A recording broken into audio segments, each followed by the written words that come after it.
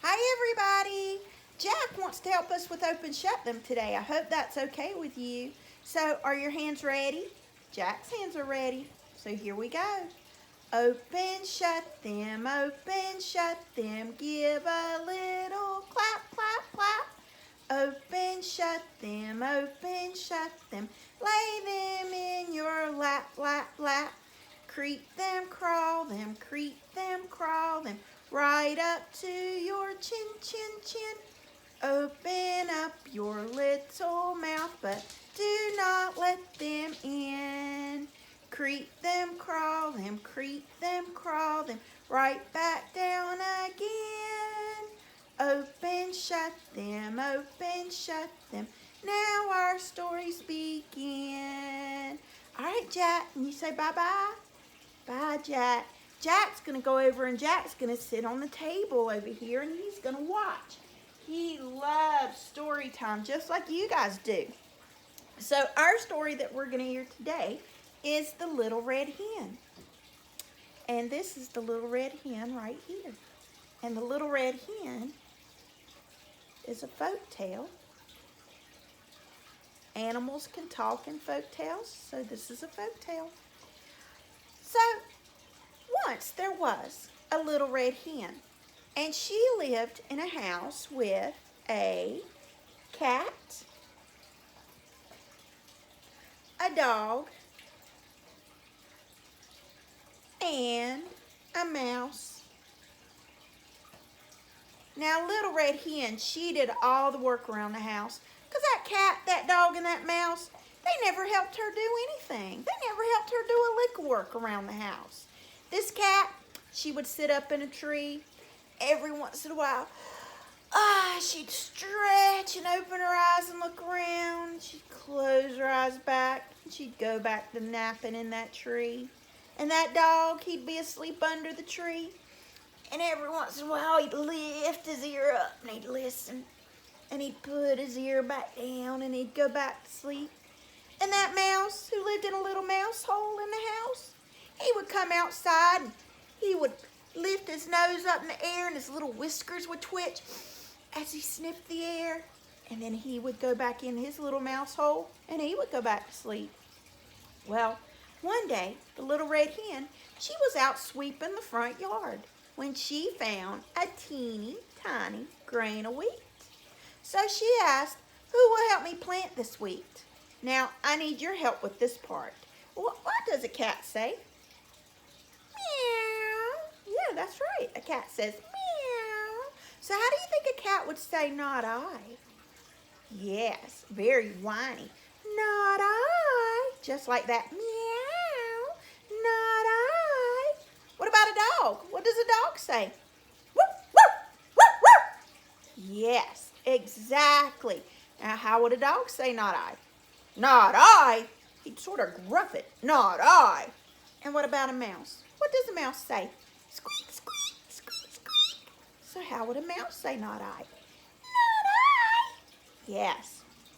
And so the little red hen said, "Who will help me plant this wheat?" Not I, said the cat. Not I, said the dog. Not I, said the mouse. Then I will, said the little red hen. And that's just what she did. She planted that little grain of wheat right there in the dirt. But that grain of wheat needed to be tended to every day, which means she needed to water it. So she asked, "Who will help me water this wheat?" Not I, said the cat. Not I, said the dog. Not I, said the mouse. Then I will, said the little red hen. And that's just what she did. She watered that wheat every day, and pretty soon it started to grow and grow and grow. Pretty soon that wheat needed to be harvested, which means she needed to cut it down, take it to the miller. So she asked, "Who will help me harvest this wheat?" Not I, said the cat. Not I, said the dog. Not I, said the mouse. Then I will, said the little red hen. And that's just what she did. She harvested that wheat all by herself. But now she needed to take that wheat to the miller so he could grind it into flour for her. So she asked, "Who will help me take this wheat to the miller?" "Not I," said the cat. "Not I," said the dog. "Not I," said the mouse. "Then I will," said the little red hen. And that's just what she did.